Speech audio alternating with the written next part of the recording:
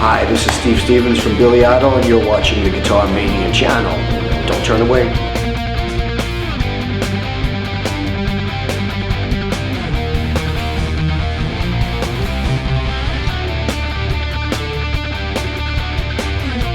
Steve, it's an honor to have you in Vienna. Great to see you here. Yeah. I understand you've almost finished the European leg of the tour. Yeah, this is, we have 3 more shows. Okay. You were in Romania yesterday. Yeah, Romania, and then we finish in Dortmund, and then we head home. I think we're coming back to Europe in late October. Okay. Yeah. Beautiful. And how is the tour going so far? It's been great. Really great. I mean, we finished our new record, which comes out in October, and we wanted to, usually people wait until the, record comes out, but we wanted to kind of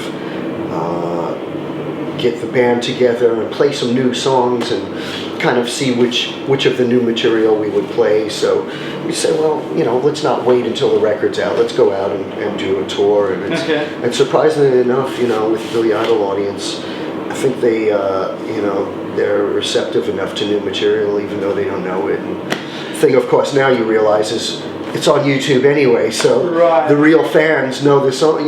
Like by the 3rd show, they're all singing along. I'm going, how the hell they know this? How much of the new stuff were you playing live? I think we're doing like 4 or 5 songs. Really? That's quite a lot. Yeah, we actually opened with a new song, and wow. And which is kind of, ballsy. Most people want to open with a hit or something. Yeah. We're like, this is something. We really believe in the new record, and Billy hasn't had a new record in 8 years. So we're like, what? We're gonna do what feels right to us, and so far it's been the right move. How long did it take you to write and record the album? Recording was really quick. Writing, we took about 6 months. I have a studio at home, and that's like a good demo studio. Right. Use Pro Tools and all that. Yeah. And then once Trevor Horn got involved and came on board, he's got a studio in London, and we said, well, we'll go over there. And really, the recording only took 2.5 weeks. Billy went over initially to go through all the material with Trevor, pick the 11 or 12 songs we wanted to do, and then I went over, and our rhythm guitar player, Billy Morrison, came over for a couple of days as well. And but once we got in there, it's nothing like a producer having his own studio and his own engineers. Right. It was, it just went so quickly, and ideas flowed really quickly because you're not waiting around for engineers to learn the room or wiring the patch bay or things like. It's all ready to go. So you're just in the creative process. But I understand the pre-production process was quite elaborate and extensive. Did you use some of the demo tapes or the material that you recorded that ended up in the end in the album? Not very much. No. Not with this. I'm always prepared for that because you never know. But with this, really nothing from my home studio ended up being used. Okay. Once we got in, and the thing about SARM, which is Trevor's studio, it used to be Island Records, and it was Chris Blackwell's studio since the 70s. So you're talking about where Bob Marley recorded the Stones, all the classic Genesis records. And one day I'm like trying to figure out a guitar part or something, and Trevor comes over to me and he says, oh, maybe stand over there, it might be better. And I'm like, what difference does it make? And he goes, well, right there is where Jimmy Page recorded Stairway to Heaven solo. And I said, yeah, that's where I should be. So you're in a room like that. And to be honest with you, the last time I felt that was when we did Rebel Yell, which was at Electric Lady. You had this sense of, hallowed rooms and history, and you want to play well, and you want to do justice to this place that's produced such great music. So it was a really great experience. The atmosphere was already there. You didn't have to create anything. No, it was really great, and I'm a Trevor Horn fan. I think he's done some of the most incredible records, and to work with him, and I didn't realize he was an incredible bass player. So we cut the tracks live with him on bass. and it was basically like a little trio. And I gotta say, man, he was just his bass. I mean, some of the bass work on this record is. I'm not even listening to my guitar. I'm just like, listen to the bass. It's incredible. Yeah. So it was really cool. Really cool. Excellent. Look, Steve, I've been a great fan of your playing for, I don't know, as long as I can think, and since I started playing the guitar. I remember what your Atomic Playboys record is one of my favorite records ever. I remember Power of Suggestion was on soundtracks like Ace Ventura, right, Baywatch, and stuff. I mean, so many great songs. And you also released in 2008, was it? Your last solo record. Do you have any plans for a new solo record? Next year. Mm-hmm. You know, this year, well into past January, so it's really a Billy Idol year, and we all, I'm one of those people. I'm very good at doing one thing at one time. I'm not a good, what is the word? Multitasking or multi-pronged approach. I am terrible at this. Yeah. I'm really good at honing in on one thing and putting all of my energy. And when I'm working on a project, I don't sleep much. I don't, especially with having a home studio, because I'd work with Billy till about 7 p.m. and then have some dinner, and then still working on tracks and arrangement and stuff. And I'd get to sleep at about maybe 4 in the morning and then start up again. That's just the way it's always been for me since I was a kid, learning to play guitar. So I'm not one of these people that can start writing stuff on the side and put it away, and then so this year is primarily Billy Idol, and then we're going to continue touring next year. But there is another project that I'm going to be involved in next year. It'll be my own project, but it's not instrumental. I can't divulge too much about it, but it's a classic rock style record. Okay. Much like the records that I grew up loving, but won't be instrumental. There's singing involved in it. So. There have always been two hearts in your chest. I mean, there's the rock guitarist, and there's of course the flamenco side of things. When you're practicing, do you say, today I'm practicing classical guitar and flamenco guitar, and today I'm practicing, I don't know, sweep picking or something? I am the worst sweep picker. I can't do it. I need somebody to teach me. The only time, this is another example of how I'm really just one-track mind. When I did my flamenco record, I stopped playing electric guitar, and the reason I did that was I had done the Vince Neil record, and then we went out and supported Van Halen for 6 weeks, and I felt at the end of that it was like the height of my excessive electric playing, and to open for Eddie and be accepted by a Van Halen audience.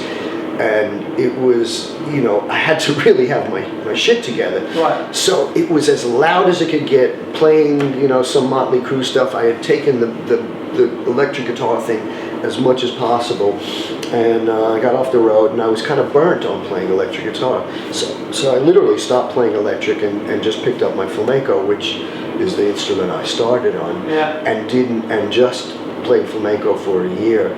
So I go through modes, really. If I'm in a headspace of playing flamenco, I won't play electric, and I'll go a month of just playing flamenco, because it's a way of thinking. How did you develop your technique? I mean, did you take lessons, or did I did take lessons. The reason that I love flamenco is, for years as a kid, I had guitar teachers I couldn't relate to that were trying to teach me.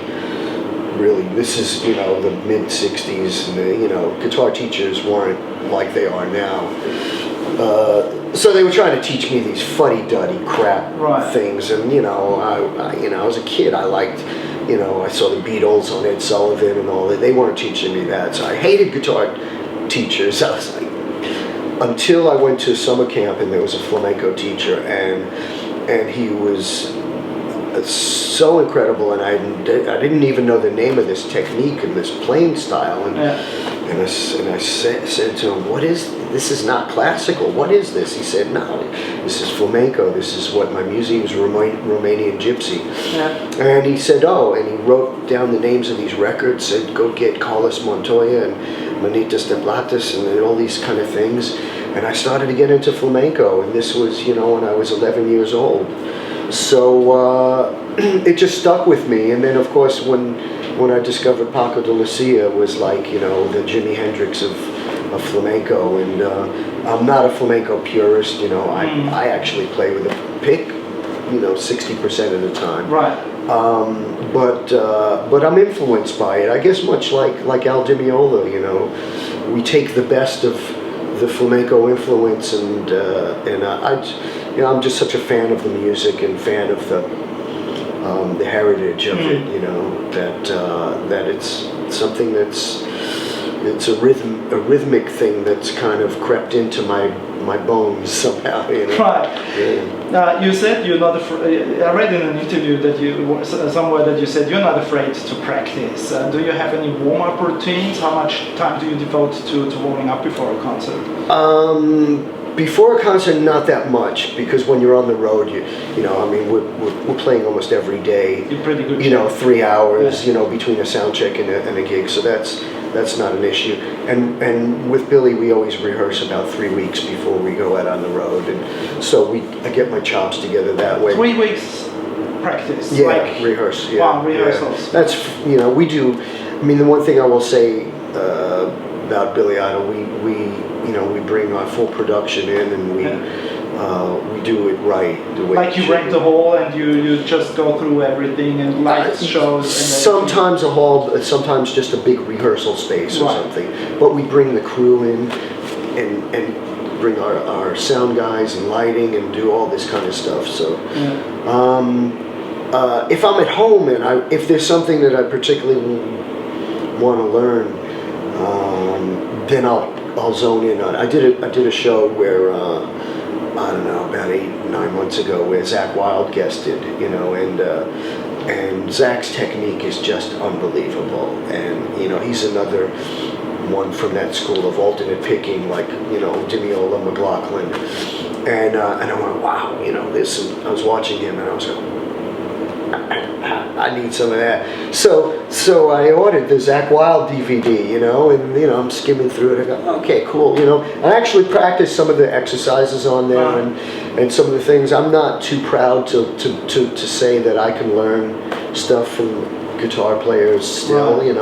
I'm a fan of guitar and guitarists in general, and I think that's it's what's allowed me to hopefully grow as a musician. And, I'm never like, yeah, I got this thing down, this guitar thing, I've got it, because there's always more to learn. Steve, we would be interested. I mean, lots of young aspiring musicians might watch our YouTube channel, and what would be, if you were to give one piece of advice to become an accomplished musician, what would that be? Find your own voice, find your own unique voice that people, now that, you hear a song or something, and people go, oh, I know who's singing that, whether it's, Bono, Billy Idol, or, Avenged Sevenfold, or what, or GNR. Everyone goes, that's the singer. But guitar players have a harder time doing that. Yeah. And the guitar players that you can tell who they are within 2 or 3 bars, they're your guitar heroes. Slash, Jimi Hendrix, Jimmy Page, Jeff Beck, that's, and even guitar players that aren't so technical. Tom Morello, who it is, or even, Tom Verlaine from television, or someone who's, not that technical. So I think it's really important for a guitar player to have their own voice and the way they express themselves. Now, for me, the way that I got that was listening to music outside of rock. And in a lot of cases, that was classical or progressive rock, or my biggest influence and my favorite guitar player to this day, Steve Howe from Yes. People go, well, you don't sound anything like Steve Howe. You don't play like Steve Howe. But the thing is that Steve Howe was the first guitar player I heard that played a bit of classical, a bit of jazz, a bit of psychedelic in one song. Have you So, ever, yeah. go on. So the way that he arranges his guitars, different sounds for each section of the song, that's the way I arrange my thing. Have you ever played with Steve Howe? No. I've worked with Chris Squire, and actually Jeff Downes played keyboards on the new Billy Idol record. When we were in the studio with Trevor Horn, I kept saying, "Call Steve Howe. Let's get Steve to guest on something." They were on the on the road, but on the just a huge fan of his playing, and he played some beautiful things. He was so original, because you had to think, when he came out, that was the height of the British blues thing. Right. So Eric Clapton is God, right? And then you have Jimi Hendrix and all these things. And here's a guy who's going to pick up a ES-175 hollow and play through a Fender Dual Showman up here, and then play classical, play like Wes Montgomery style, and made it his career. And I have so much respect for that. Finding your unique sound and your unique approach. You have played with so many famous musicians. and artists. Billy Idol is of course one of them. Vince Neil, Michael Jackson. Yeah. Anyone that you would love to play with? Peter Gabriel. Peter Gabriel. Yeah. I don't know if it would even work, But I'm such he's one of those. I guess I'm blessed that I've worked with so many great singers, right? Robert Palmer and great singers. I love good singers. Why do you think that they have chosen you as their guitarist? I think they know I listen to them. When I'm in the studio, I'm not just concerned about the guitar. I'm listening to the melody, and I'm asking, what do you imagine? When I'm working on a song with Billy, I usually go, what do you hear? And does Billy tell you what you Sometimes, yeah. Sometimes he'll go, hey, I was thinking of, Scotty Moore and Elvis or something, because a lot of our references are harken back to Creedence or The Doors, or, Billy is such a fan of really classic rock stuff. And so sometimes I'll get it, or sometimes I'll already know, I'll have an idea, and I'll go, what I think, what about if this, if we tried this? So the thing is, I love great singers, I'm a fan of great singers, and Peter Gabriel has that kind of voice that sounds so world-weary to me, and sounds like the weight of the humanity is on his shoulders when he sings. And I could only imagine having my guitar against that vocal, When I worked, with Michael Jackson, it was, went in and recorded, I'm doing my thing, coming up with the track, and you're in this headspace. And then I go into the studio, and they had, edited something together. The engineer took 30 minutes to get the mix together. And then when I hear my guitar against his voice, it's like, wow, And that's, I've worked with Joni Mitchell, and that's the thrill, for me, that's what gets me off, is the collaborative thing. And I think that's why Billy and I are still together after 33 years, because this, to me, is more important than anything else. Right. You've been with Billy Idol for such a long time now. What is the weirdest or the craziest thing that you've ever experienced with Billy? The craziest thing? I don't know, there's so much, there's a lot of, we made our career in the 80s, and so much stuff has been written about what went on in the 80s with all of the stories from other bands. They've all written about that stuff. Yeah. So really, it's kind of like, the craziest thing is. Let's put let me reword the question. What was the best live experience that you had with Billy? To me, getting on stage now with him is the best live experience. I'm not just saying that, because when you have two guys that are still together, and the audience they come in, they see you, and your relationship has outlasted some of their marriages. They've lost their parents since listening to your music, or they remember playing their kid Eyes Without a Face or Rebel Yell saying, you want to hear rock and roll, you know, because now, you know, sometimes they bring their kid. And the fact that we're on stage and we still dig it, and it's not just because, you know, it's good money or something. You know, there's a lot of bands that do that kind of thing, and you know, if that was the case, we wouldn't do a new record, or, you know, I think it's a genuine respect and a genuine partnership and a genuine friendship. And we're very different people. We're, you know, it's like I like certain things, he likes certain things, but somehow it works, you know, musically, and that feeling of the music and the songs being bigger than the two of us is something that, you know, we certainly never had in the 80s, you know. In the 80s it was, I will say, when we finally got to play arenas and stuff and the whole audience is singing, you know, Rebel Yell or something, that, or they're humming, or they're singing the guitar line, or, you know, a solo, you know, that's the first time that happens, you go, wow, you know.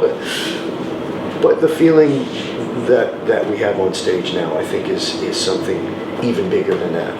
Something special. It is really. I know it sounds cheesy, man, but it's, you know, you think of all these bands with singers and guitar players who they've made such incredible music and they're not together, and their fans, you know, would like to see them together, but somehow they can't get it together, and we're really fortunate that that's not the case with us for some reason, you know. Steve, on that note, thank you so much for taking the time to talk pleasure, to us. Man. Yeah, it's a pleasure. Yeah, it's a pleasure, really. Let me just say that I am the greatest guitar player in this room right now. Well, maybe not. I don't know.